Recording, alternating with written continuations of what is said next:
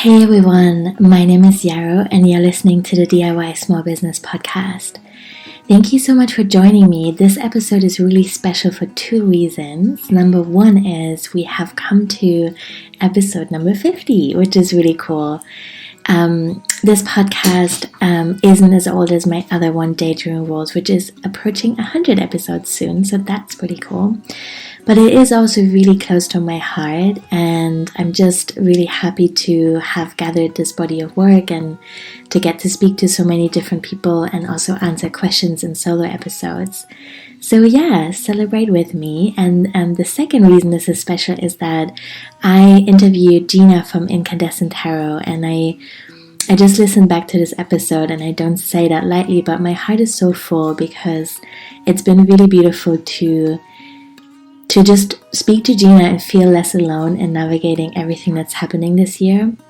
I really loved watching her journey and the ways that she has pivoted in her business creatively and structurally, and there's just been so much nodding along in this episode, really, and I hope that you're listening and feeling inspired to find courage to bring more of your own intuition into your business decisions.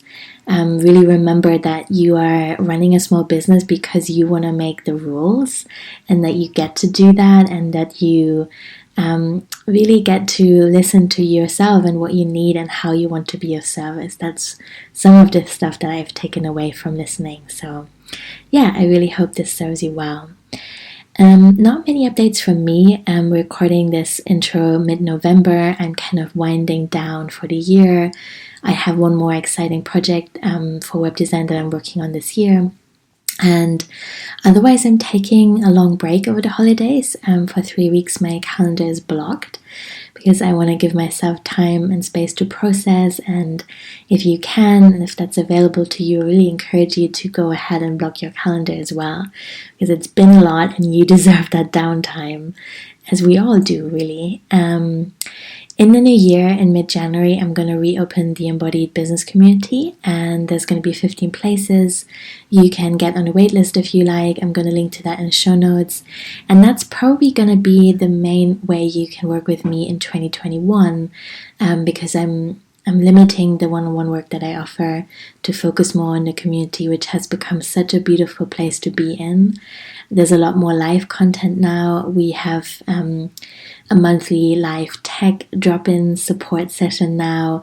We have group support session or group coaching, if you will, tons of live workshops, co-working spaces, and just a lot of engagement in the community on Mighty Networks. And I feel it's really become the beautiful, creative and supportive space that I always wanted it to be. And so I want to give this all my love and attention. And I also think that financially it's a more affordable way for people to receive long-term support as an alternative to working with me one-on-one for a shorter period of time. So yeah, I hope you'll check that out, and I would love to hear what you think about this episode. Thank you for listening. Hey everyone, I'm so happy to bring another interview session to you. I haven't interviewed a lot of people for the business podcast this year, so I'm extra excited to have Gina of Incandescent Tarot here today to talk about, well, many things. We've just said there's so much on our minds and like we're really open, but I think part of the reason I've invited Gina is that I followed her story for a few years. We first met on Instagram, and I almost want to say in the old days when this is where I used to meet people, because I want to already live in a future where we freed ourselves from social media, basically. So anyway, Gina and I met back on Instagram in the old days, and I've received readings from her. I so love and appreciate her newsletter, and I've seen her pivot in her business a few times in ways that really deeply inspired me. And I think we're recording this at the end of October 2020. Pivoting has been a big thing for all of us. So I thought this is a beautiful thing to dive a little bit deeper into. So Gina, thank you so much for making time. You're so wonderful. I love your work, and I'm so excited to talk to you. Oh, I'm so glad to be here. And the feeling is like beyond mutual. I'm just like, I remember you were one of the first people I found on the great wild internet. And I love that we can say like old timey style, like back in the old days of Instagram, which, yeah, I feel like has gone through 20 iterations since then. But you were one of the first people that I found that I really resonated with. And so it's really lovely hearing you say those things about my work, because I feel like you were sort of the leader of all those changes. And I watched you do it. And I was like, okay, like here's someone who's really being authentic and present with themselves. And that was so nice and refreshing to see online. Oh, Gina, thank you so much. I had no idea that. Yeah, I had no idea. So that's really sweet to hear. Thank you so much. I want to begin by just kind of giving people an overview of what you do. And I know you do different things, but in your own words, like what feels true at the moment. I really like that you say in the moment, because I've been trying to find, a good name for myself, though self-description is not always my strong suit. But at the most broad level, I'm calling myself right now a tarot reader and a spiritual writer. So I do a lot of tarot readings online. I've been reading since I was 12, so almost 20 years exactly. And I've had my business for about 4 years now, which is crazy to say out loud. So I offer a lot of tarot readings. I used to teach a lot, and now I'm trying to transition to online teaching, which is my exciting new frontier. And then I also do like basically consulting sessions around spirituality and intuition. Yes, I love them. And I think you're holding such beautiful place for people to really have a sounding board. I remember my last reading that I had with you. Wow, which was just, yeah, it was really lovely. And it still is with me today because I think, especially in a time like this year where so much is changing and it really just brings up more questions than it gives us answers, it's really good to have that kind of space to feel stuff out and also not to do it alone all the time because obviously I do read for myself as well and I really value that as a practice. But oh my gosh, like I can just, things can just amplify and bounce between the walls of my brain when no one else is around. So yeah, thank you. That's beautiful. I would love to kind of hear what the pandemic has been like for you so far and what it has shifted in your business. You've already mentioned that you're shifting more to online teaching, and I would love to hear more about that. Wow. I mean, the pandemic has been such a wild experience in so many ways, and for all of us. I think in the circles we run in and the people we work with, there's a lot of highly sensitive people who are really in tune with their feelings, with life itself, and its uncertainties. And I've noticed a lot of them saying, and my experience as well being, that there was something clarifying about the pandemic in that a lot of the injustice and the inequalities and the toughness of life became suddenly a topic everyone was discussing. And so it's a weird feeling to have that sense of acknowledgement, like, oh, finally we're talking about these things. This is really scary and sad and tough. But for me personally, I was surprised to have a sense of relief around it as well. Like now we can see how high the stakes are a lot of the times, and just how uncertain our world is. For me, that brought a lot of clarity. It made a lot of things I was hemming and hawing about, like, no longer issues. I was like, oh, I just have to do this. There was, and a lot of that was not so spiritual and lovely. It was also like financial and like, what am I working with? How can I support myself? What are my skills? What really matters to me? So it's been a wild ride to be tossed into this new normal, as we all like to say, and to just have to ride everything as it comes and to be more creative and innovative in the moment. And it's such a trade-off. Sometimes it's exhilarating, sometimes it's incredibly stressful, but I think it has made me realize just how much I value certain things and how I don't have the time to personally put that off or, devalue it. and do all my weird Weasley, like, oh, well, now's not the time, or I can't do that, or, that's not really important. So there has been some clarity there, but also a lot of chaos. Yeah, totally, for sure. I feel really similar. There's been so much clarification and at the same time a sense of urgency, but also this deep need for rest and slowness, and sometimes this bouncing between these things and finding like real gold in the middle, if where I'm allowing the urgency of like, oh yeah, I really need to cut these things out. Like this is ridiculous. I don't have time for that anymore, and I need to urgently come back to myself and what's important to me. And that's also rest and slowness. And so maybe that change will take time, but I really feel so strongly that I do want to let this time change me in my business. I think that's really important. I don't want to look back 5 years from now and be like, well, I don't know. I was at home, I guess. That's what happened in 2020. I wonder, if like, just noticing the people who I didn't realize the deep extent to which I am like an at-home person by nature. Mm-hmm. I was doing a lot of just like, it's if you were to like give me a label, I'm like an introvert with extrovert tendencies. And so in the before times, it was really easy for me to just like spin out into the extrovert tendencies and think that was sustainable. And a part of the pandemic has been really kind of amusing to me, because I'm like, oh, I really like having space and time and quiet. Mm-hmm. Those are actually totally non-negotiable. And I think a lot of people who are similarly oriented are like looking around their house like, I could just be here. This could be a regular feature of my life.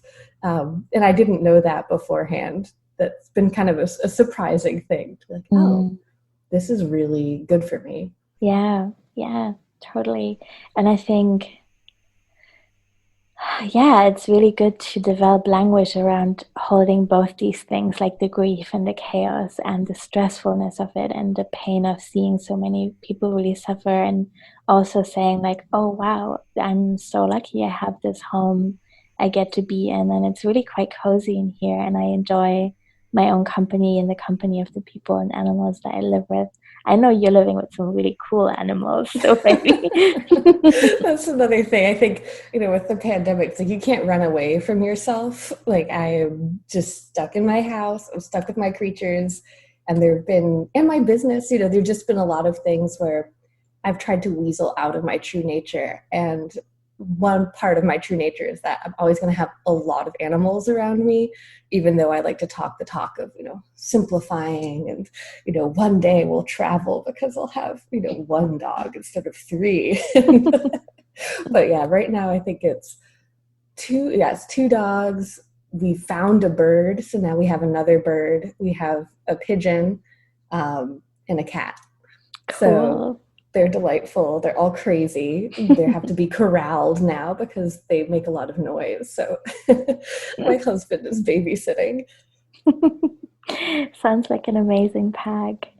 You already touched on something that I kind of want to expand on, which is this like being inwards and keeping some things to ourselves. And I want to kind of see how that fits into social media as well, because you're not on Instagram anymore, but you're exploring other platforms. And I would love to hear more about what that's been like and whether that felt scary and like, what are you gaining from that? That was a really big one for my business. When I started my business 4 years ago, I wasn't on Instagram at all, not even personally. And I actually didn't know how Instagram worked. I thought you just followed people. Like there was no like avenue to see anything else randomly. So it was pretty funny to just dive in. And I quickly got sucked in and overwhelmed. And so I was on Instagram for about 3 years. I think I had a personal account at one point. I spent most of my time on my business account. I had a Facebook. I tried to tweet. It was not successful.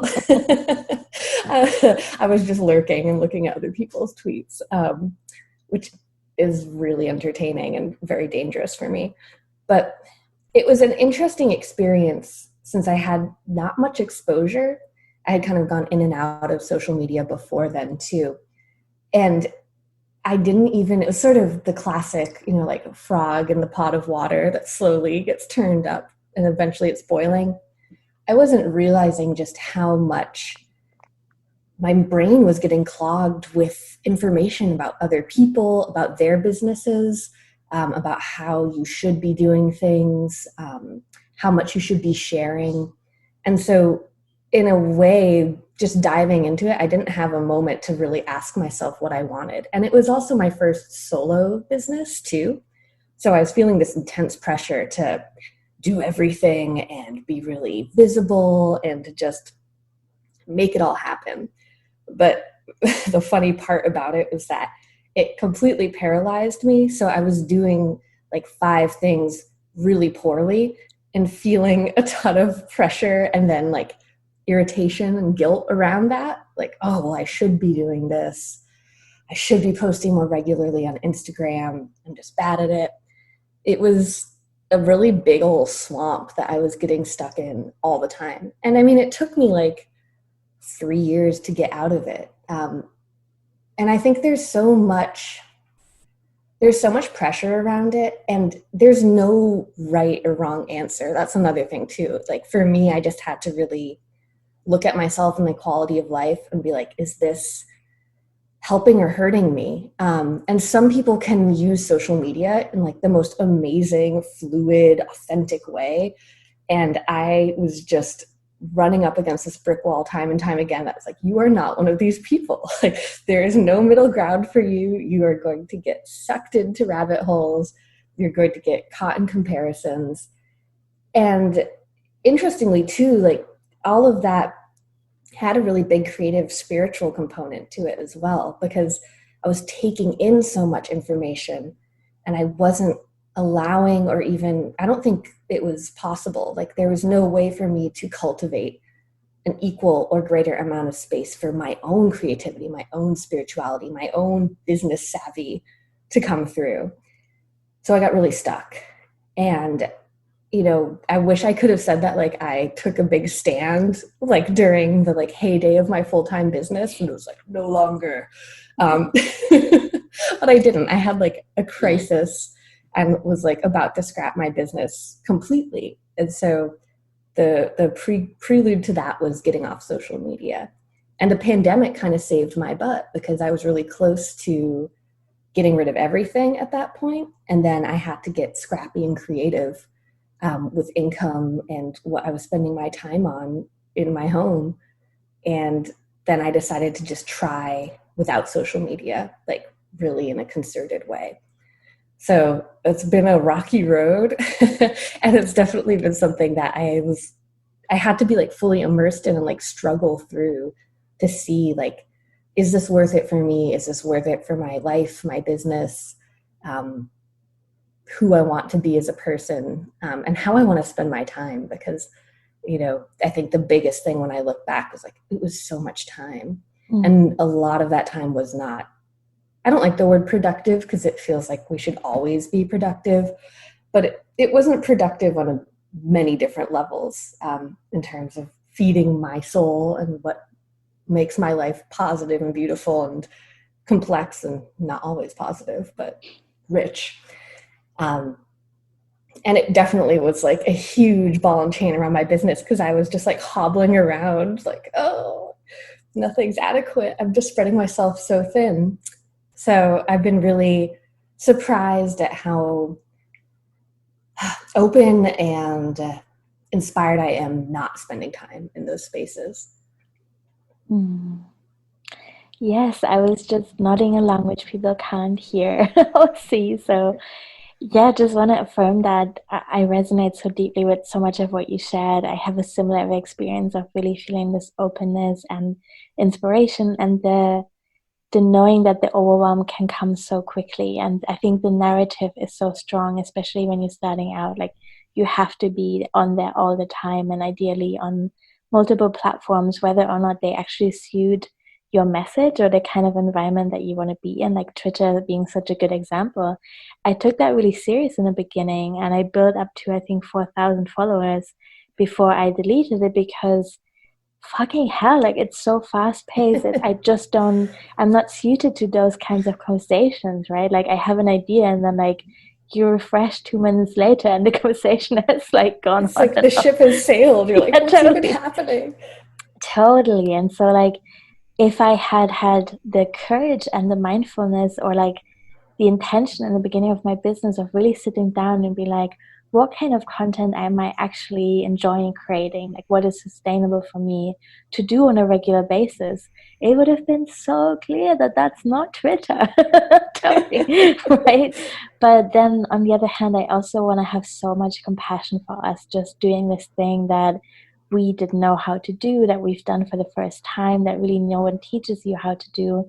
And of course, you look around yourself and you're like, well, like what's working here? What can I do? And what can I do that's free as well? Like what's a starting point that's relatively low risk, at least financially? And I think that brings up another interesting question, because people always say, well, social media is free, but I really want to question that and say, we are pouring so much energy into creating free content, and that is a currency, and that is taking time away that we could be making money in other ways. So this is not free at all.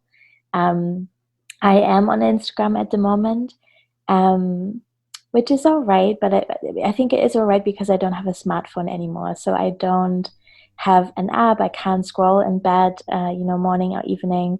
I can just open it in my browser occasionally, and I go to specific people that I want to see. And then sometimes I post through my browser, but that's like, I'm just like you. I also would have otherwise felt unable to find some kind of middle ground or balance.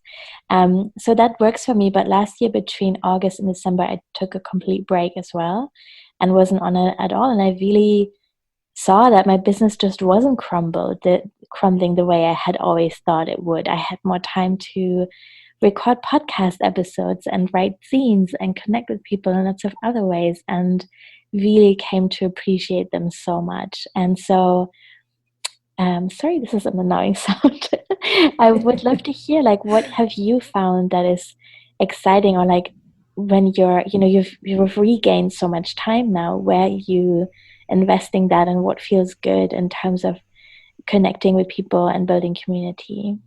That's such a good question. You just said so many things. I was like, oh, remember that. That's an amazing point. And that's so true. And, to go way back to the beginning, when you said that it's really good to have compassion around these things, I totally agree. And I think, even though it was such a slog at times and I really felt like in it, I'm the type of person where I really need to experience something fully to, and this can be a flaw sometimes because that was a lot of time of my life. But I really have to feel like I've explored all the options, or, exhausted is probably a good word, because I felt pretty exhausted at the end, but exhausted the opportunities out there.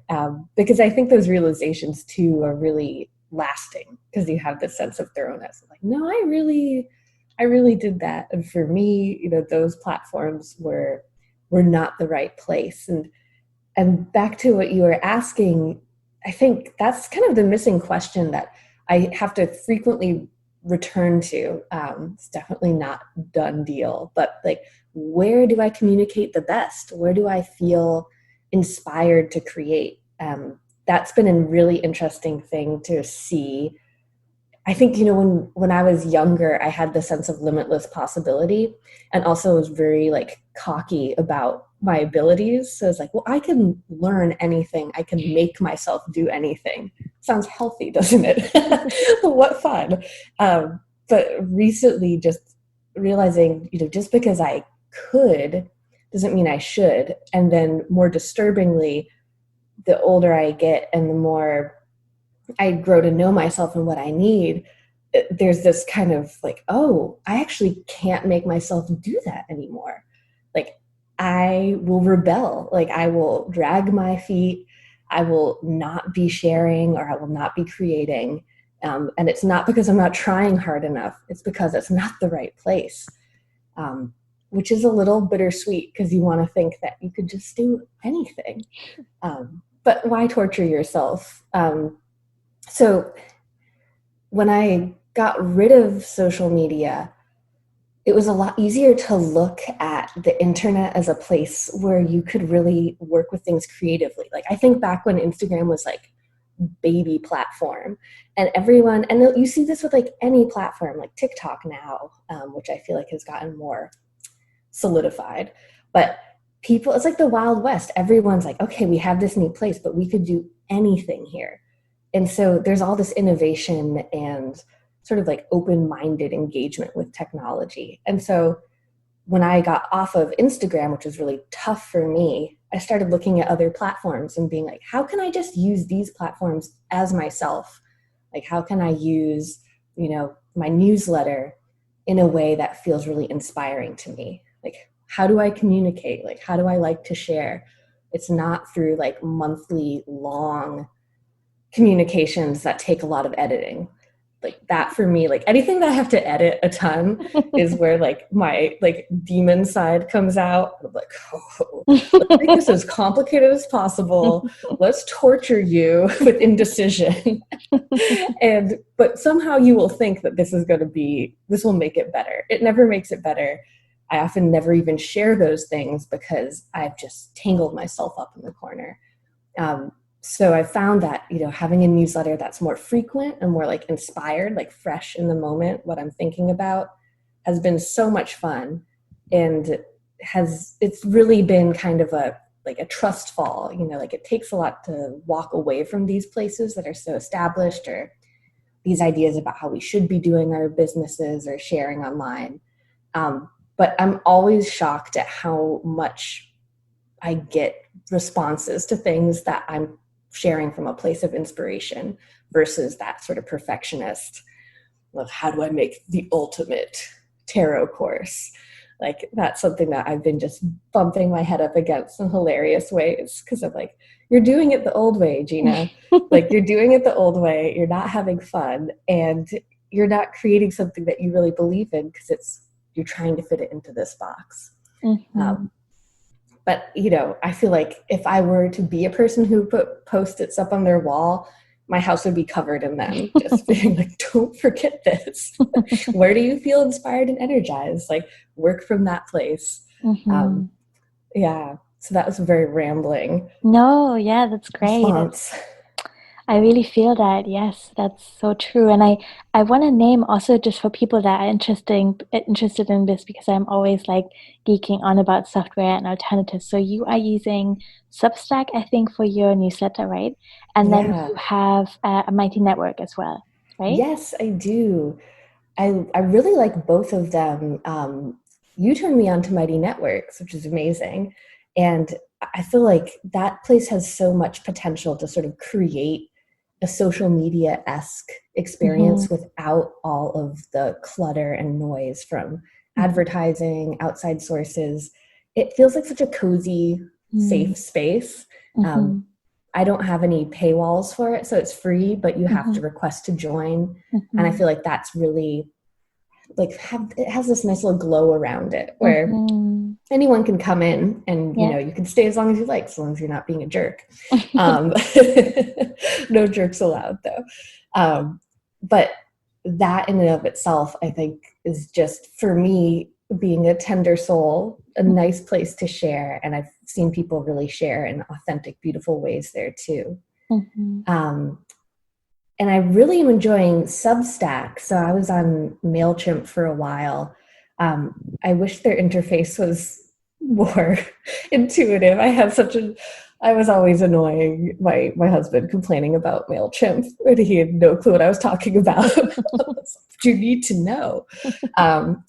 So I finally, bit the bullet and jumped ship. And then Substack is just so streamlined. It really works for me because it's very simple, and you can just send things out. It's really affordable. It's free, actually, which is chef's kiss, delightful.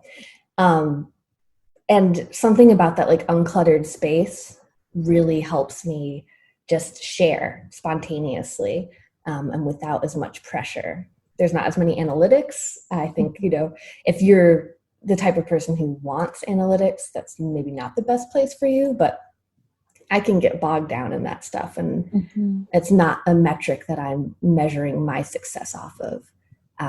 So those are my two main areas right now. And then I'm maintaining my website, which is lovely. But it's funny, speaking to the days of when free content was like expected everywhere.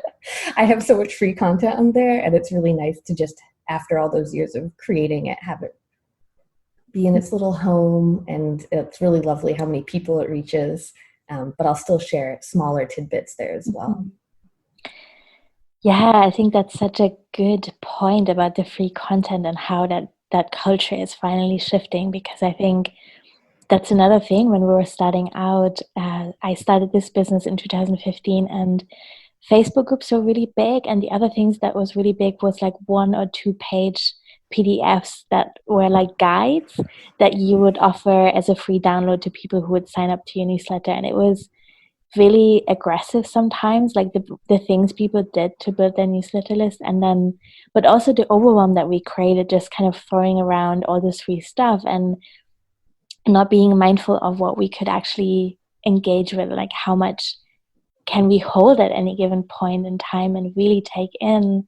And then also building these huge newsletters of totally disengaged people that have like maybe used a newsletter address that they only use for spammy stuff, or like, you know, inviting like 100 newsletters into your inbox and then never reading any of them. And like, obviously that's totally okay if that's your jam, and I don't think it's wrong. I think it's just what we did and it was okay. And again, like, we can give ourselves grace, but I really love also seeing that change and people recognizing that small is beautiful, and that it's much more powerful to have a small group of really committed people who just really love what you're doing, and they want to be hearing from you whether you give them a free PDF or not.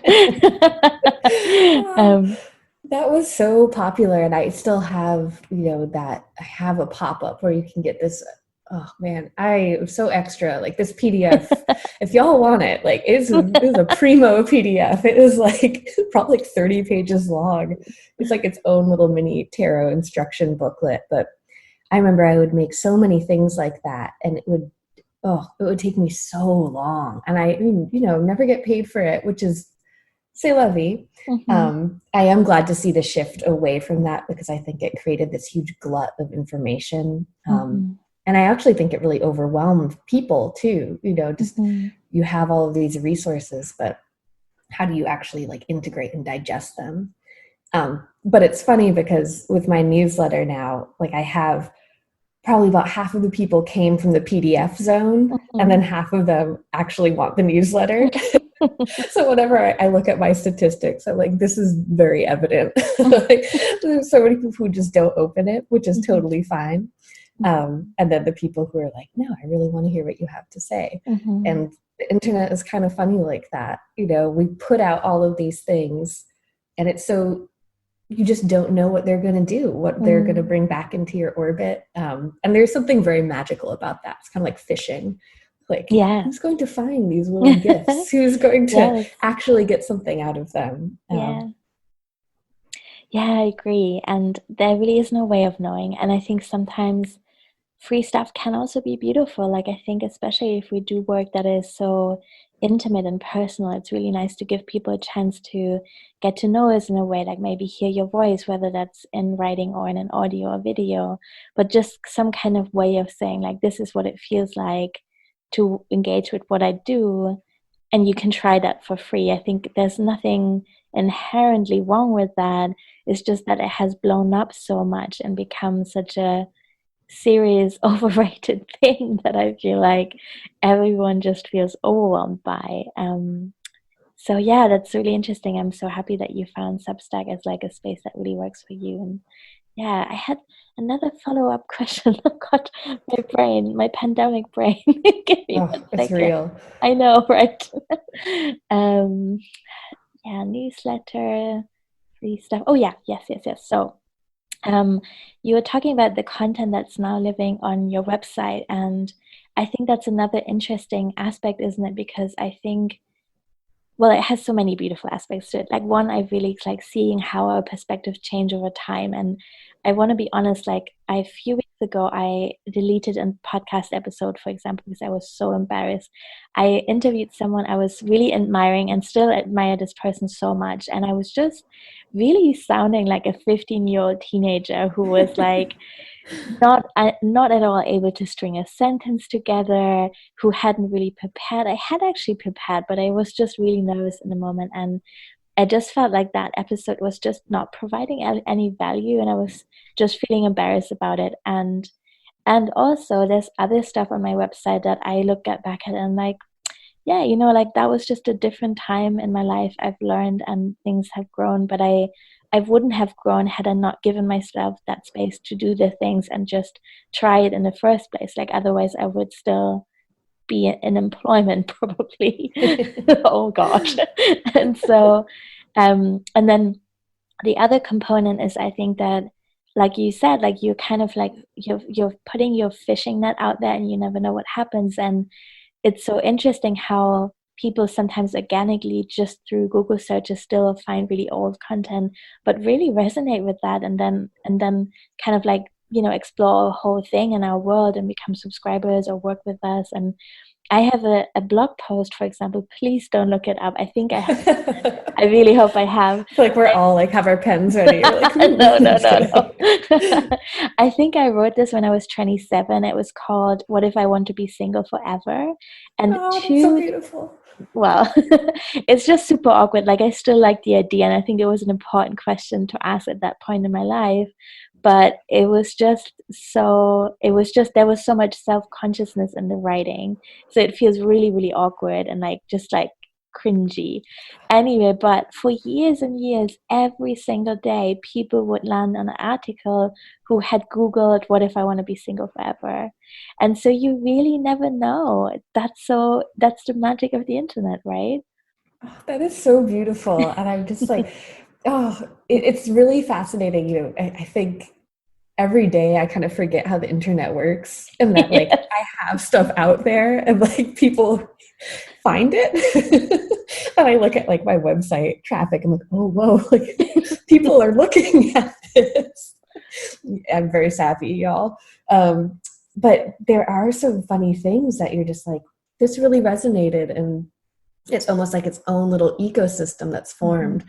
Like, maybe you started the coral reef, but everything's growing off of it. And you go back and you look and like, whoa, this is really resonating. And there is something so strange about, I think it's also the nature of our work too, because it is much more, ephemeral, spiritual, however you want to put it. It really invites intimacy on a different level than say like blogging about finance. Who knows? Maybe there are some deeply intimate exchanges in that realm I don't know about. But, there's a really odd and kind of magical thing about like your past self is almost communicating with people. And I think there's something really tender about seeing that. Like I have some blog posts too where I'm like, whoa, girl, like you were in it and you just put it out there.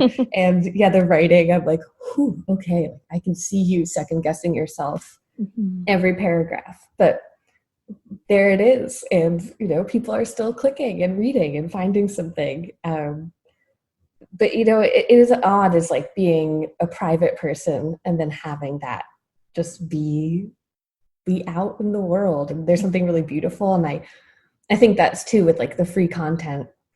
Like I don't have a lot of regrets around it. I know I spent a lot of time, but, part of my business ethos is really like fostering space for people and inviting people into tarot and spirituality and intuition, because I believe it's accessible to everyone and should be. So even though my younger self was like, had no boundaries and was like, take my 60-page PDFs, like have 5. I don't regret that because it really did give a lot of resources to people. But, now my writing is different. Now my sharing is different. And that's wonderful too.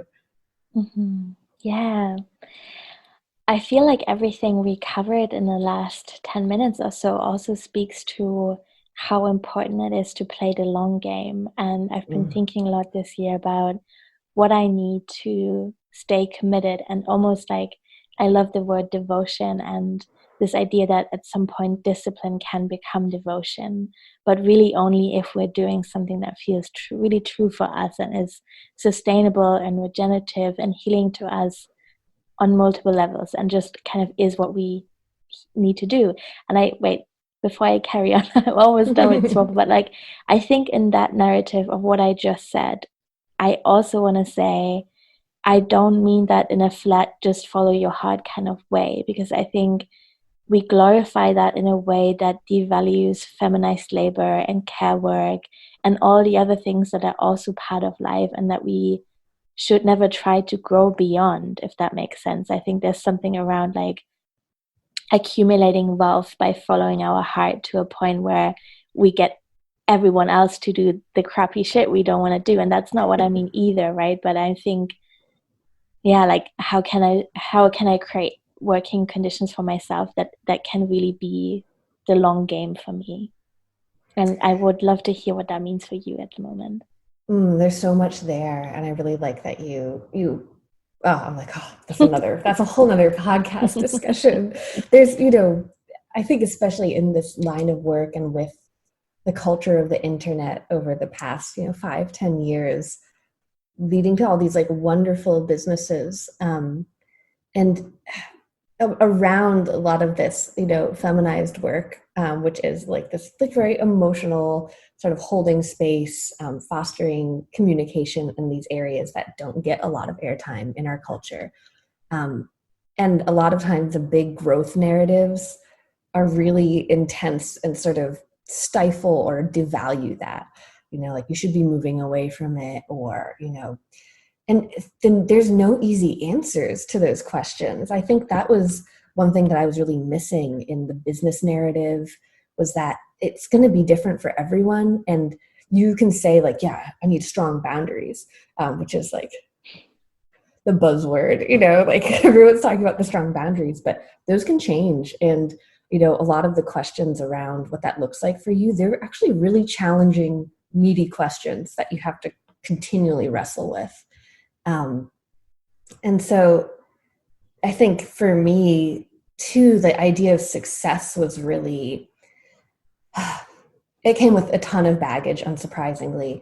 And I found myself striving for this very like competitive version of success that really didn't fit. And it's been funny. I feel very grateful right now, actually, just thinking about it. Like all the times I felt something was off have been really important for me personally and professionally, even if they've been extremely confusing and frustrating, because they always have that wisdom of, I think you're trying on something that doesn't fit you, and I think you're adopting some goalposts or measurements that you don't believe in. So that idea of success being like, oh, I'm going to make a ton of money out of my tarot business. No, I don't make a ton of money out of my tarot business, and I love it so much more when I don't. And that's not to say that there will not be some golden future where I'm raking it in and feeling fulfilled. That would be lovely. But right now and overall, like my idea of success is more about connecting, honoring the work that I do, and really working with the people who need to be working with me. And it's been very interesting to see how much cozier I feel in that space. And almost like this sense of, oh, but shouldn't I be wanting more? Like, shouldn't I be, wanting to push myself or like build up my numbers? Whenever I get in that headspace, I kind of lose my train of thought. I'm like, I don't even know what I want to share anymore. But like all of a sudden I'm thinking about like what people might like to hear. And that's usually the like first siren call off my path. Like, how do I manipulate this to, get more followers, get more engagement? That's not really what I want to do. Yeah. But it's so insidious. It's so just there all the time. It really is. Yes. I loved everything that you just said. I, both my podcasts yesterday published an episode called Exploring voluntary simplicity, because I never really resonated with the expression voluntary positivity, because I think poverty actually is violent. It's hardly ever chosen. It's way more complicated than that. I would never say, oh yeah, that's what I choose. But really choosing simplicity is like, yeah, totally. Oh yes, this feels so good. And wait, again, there was a really important thing I wanted to share. And I forgot. Oh God. Oh yeah. Okay. Sorry. Got it back. Got it back. It didn't slip too far.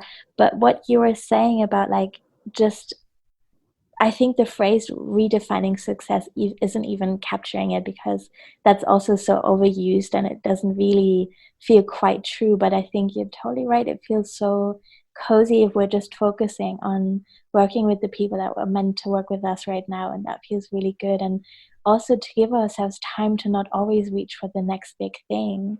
And money is a part of that, definitely. Like in March, when things first really kicked off, I got so anxious about money, as I'm sure many of us were. And I lost a few projects that were local businesses that I had to shut down. So they weren't investing in the way that they had initially planned they would. And so I was really freaking out, and just kind of took a moment to allow myself to be with the fear and be like, okay, babe, what do you have to tell me? Like, what is really happening here?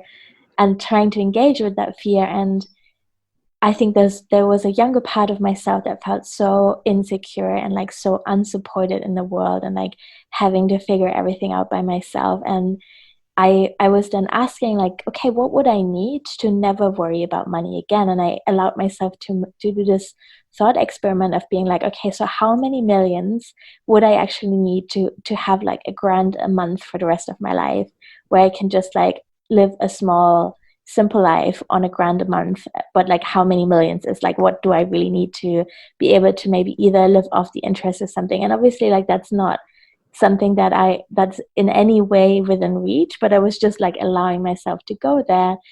And it really, I think, after a few days of panicking, came back to, I think this is so much more about creative resilience, of experiencing myself being able to pivot in a moment of stress and trauma, and seeing that I still have really good skills and I have experience, and I don't know what it looks like, but it's not something I could put a number on.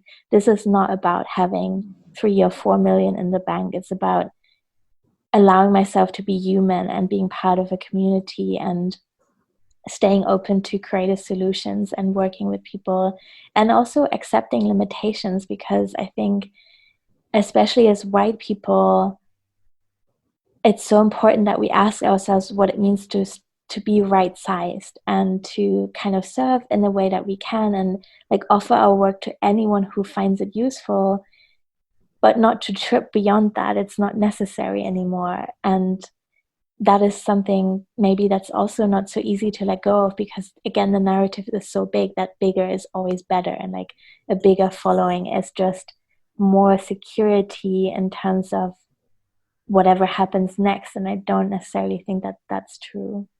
It's so moving. I was like, and I'll teary over here just because I really resonate with that. And yeah, there's something so, money is such a triggering topic, and like that idea of scarcity, how much we need to survive. And those are really real, big and important questions. And I think for me, the pandemic really forced me to kind of confront them head on. I had a very similar experience to you, where I was like, I'm going to crunch the numbers. Like, I'm going to actually like write this down. I went through like this crazy budgeting phase for like my household finances, and my husband and I finally like really combined our finances and like started practicing having a marriage where we were talking about money every week, which has been like shockingly, I mean, maybe not, but it's very intimate. It's really cool, actually, and healing to sort of weave in what I think we divorce from meaning or spirituality back in there. You know, I think about the pentacles and tarot. Like,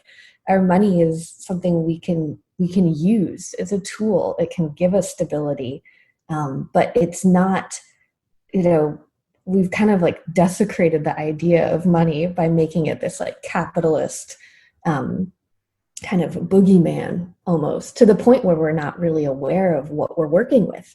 Because even, you know, I do the same thing. I'm like, all right, I'm going to put it all on the table. I kind of see it. And I'm like, but okay, cool. Like, I'm actually not the type of person who's going to like strive for this, because that's just not how I operate. It's funny how you have to kind of balance between the two things. But, rewinding a little bit, like, I think, being like a spiritual entrepreneur, however you want to call it, or, self-employed, honestly, straight up in any area is really hard and really, it's lonely because you're doing it yourself. You may outsource, you may have a team of sorts, but like you're really making a lot of decisions. And I got really burnt out in my business after the first 3 years, kind of doing too much unpaid work, spreading myself too thin, not letting myself use social media for my business, rather just kind of getting swept along. And so I kind of wrapped it up. I was like, I'm done. And I thought I did a total 180, which is pretty hilarious. So I was like, no, I need a lot of money now. Like, I can't live like this. I can't be scrappy. And so I tried to become a software engineer. And I was like, I'm interested in anything. Like, this is cool. It'll be fun. And I really enjoyed learning about it. But when it came time to actually make that dream into like a career, it was insane how there's just my whole body and my whole self was like, this isn't for you. Like, younger you maybe could have pushed through and like found yourself on the other side with this career, but this is actually not going to feed you. It might give you some money, but that exchange is actually not worth it. And I was just shocked that was the answer I was getting and that it was so unequivocal. And so the pandemic, interestingly, kind of brought me to a place where I have a very similar lifestyle as I did before that decision. Like, I'm doing multiple things for income, and my business is one of those things. And it is so nice. I have such a new appreciation and understanding that like a little bit of instability is worth it for me if I have creative freedom and if I'm doing work that's spiritually fulfilling. Like, that is really worth so much. And now I can actually see, if I were to do this side-by-side comparison, I could actually give that a number. Like, it's not worth that big salary that I could have gotten as a software engineer.